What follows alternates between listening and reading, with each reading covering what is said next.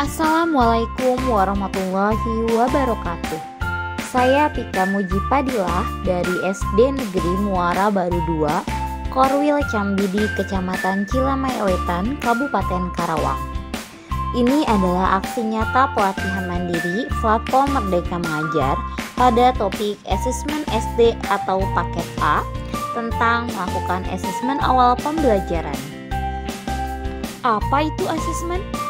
Asesmen adalah proses pengumpulan dan pengolahan informasi untuk mengetahui kebutuhan belajar, perkembangan, dan pencapaian hasil belajar murid.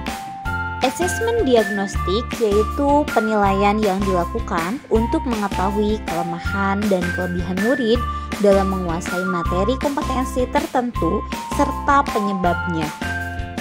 Terdapat dua tujuan asesmen diagnostik. Yang pertama, untuk memetakan kemampuan murid dengan cepat.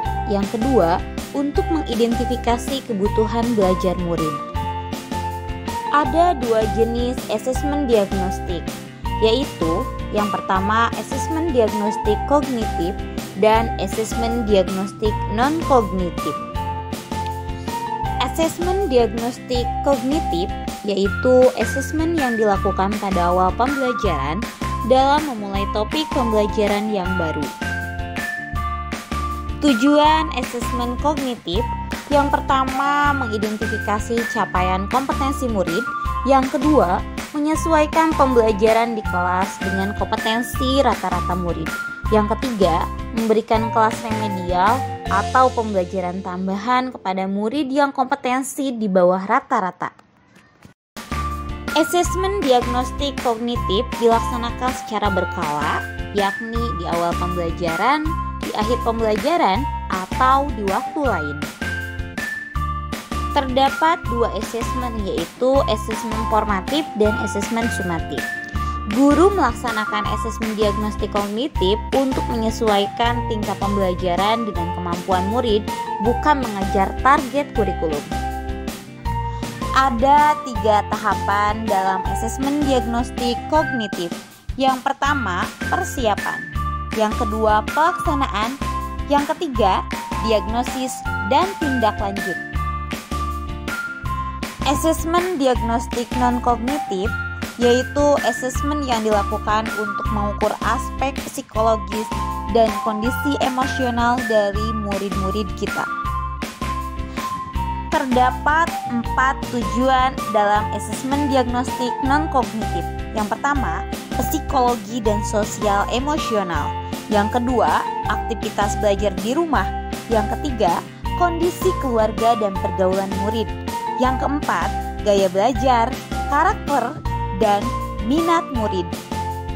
Sedangkan tahapan dalam asesmen diagnostik non-kognitif yaitu persiapan, pelaksanaan, diagnostik, dan tindak lanjut. Langkah-langkah dalam asesmen diagnostik non-kognitif. Pada langkah pertama yaitu persiapan. Guru mempersiapkan alat bantu gambar emosional dan guru membuat pertanyaan kunci. Pada langkah pelaksanaan, guru memberikan gambar emosi pada murid dan guru meminta murid untuk mengungkapkan perasaan sesuai dengan pertanyaan yang diajukan. Pada langkah tindak lanjut, yakni yang pertama, mengidentifikasi murid yang berekspresi negatif dan mengajak diskusi secara personal. Yang kedua, menentukan tindak lanjut untuk membantu murid dan berkomunikasi dengan orang tua. Yang ketiga, melakukan ulang asesmen diagnostik non-kognitif di awal pembelajaran. Hasil diagnostik, guru menyesuaikan aktivitas dan materi belajar di kelas dengan peningkatan rata-rata semua murid di kelas. Oleh karena itu, asesmen diagnostik sangat penting dilakukan sebelum mengikuti kegiatan pembelajaran sehingga guru dapat mengetahui kemampuan dasar yang dimiliki oleh setiap murid dalam suatu materi atau mata pelajaran.